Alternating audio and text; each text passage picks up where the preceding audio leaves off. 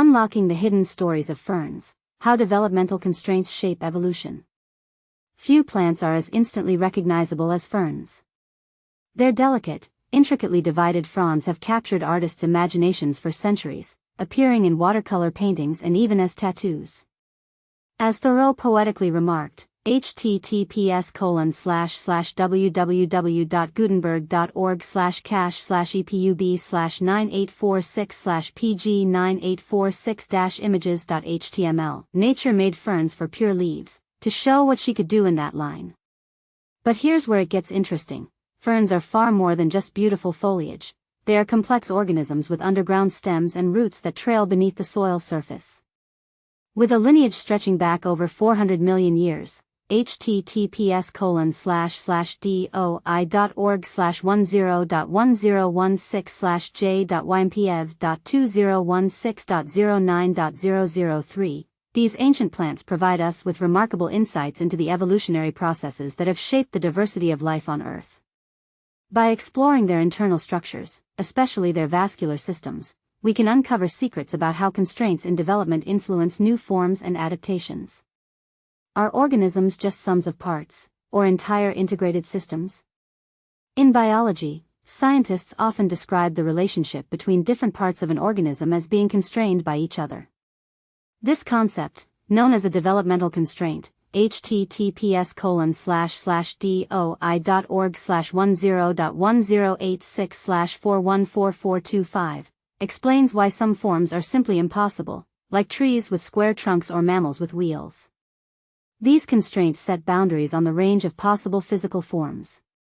But, intriguingly, constraints don't always restrict change, they can also facilitate it. In my own recent research, https://doi.org/10.1016/j.cub.2025.09.064, I examined the vascular system of ferns to show how modifications in one part of the plant can lead to structural innovations in another. This interconnectedness means that evolution isn't always about breaking constraints but sometimes working within them to produce new, fascinating plant forms. The evolutionary battle, creationism versus natural selection. Before Charles Darwin introduced his groundbreaking theory of evolution by natural selection, many scientists believed in the idea of creationism, the notion that life was divinely crafted in its current form. Among these was Georges Cuvier, often called the father of paleontology, https://blog.biodiversitylibrary.org/2015-proving-extinction-cuvier-the-elephantimorpha.html. Cuvier challenged evolution through his concept of the correlation of parts, https://archive.org/details/tableau-element006/page/n9/mode/2up, which posited that because every organism's parts are developmentally linked, altering one would necessitate changes across the entire organism. He argued that this strong integration meant small changes could not produce new traits without causing widespread restructuring. However, this view overlooks a crucial point. Many parts of organisms are only loosely connected, https://www.jstore.org/stable/77447, allowing for parts to evolve independently at different rates under selective pressures. This idea, called quasi-independence, was championed in the 1970s by evolutionary biologist Richard Lewontin. Today, scientists understand that organisms are complex assemblies of partially independent modules, which can evolve separately yet still integrate into a functional whole. Fern vascular systems and their evolutionary implications.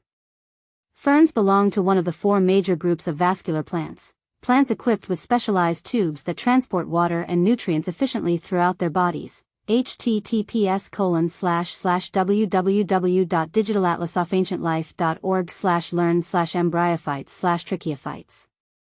These vascular tissues form bundles, clusters of cells that conduct water through the stem.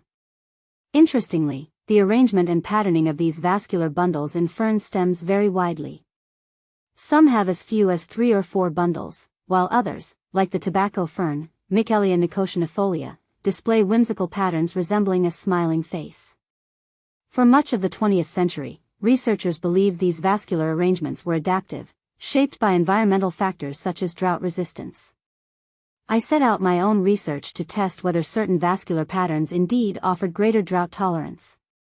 Surprisingly, I found no clear link between vascular arrangement and drought resilience. https://doi.org/10.1111/nph.17629. Instead, water movement efficiency seemed to depend more on the size and shape of water-conducting cells rather than their overall pattern. This insight prompted me to look deeper into the origins of these vascular patterns. By studying 27 fern species, covering about 30% of all known ferns, I discovered an almost perfect correlation between leaf arrangement around the stem and the number of vascular bundles. For example, if a fern has 3 rows of leaves, it typically has 3 vascular bundles running in the stem.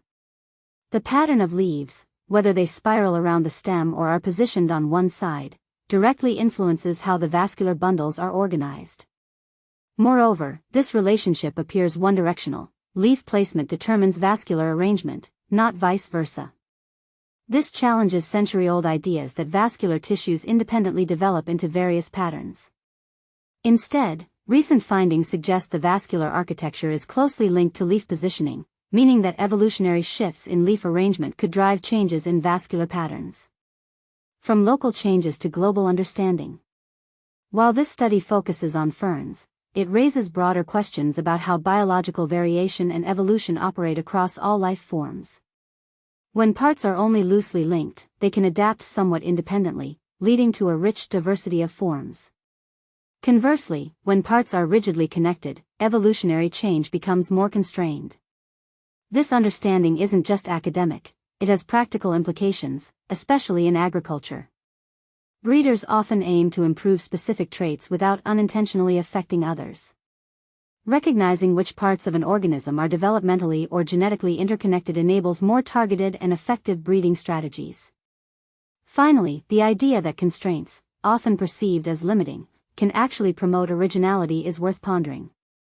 As Polish physicist Stanislaw Ulam pointed out, rhymes compel one to find the unobvious, serving as a creative force rather than a barrier. https://www.simonaandischuster.com/books/darwins-dangerous-idea/daniel-c-dennett/9780684824710.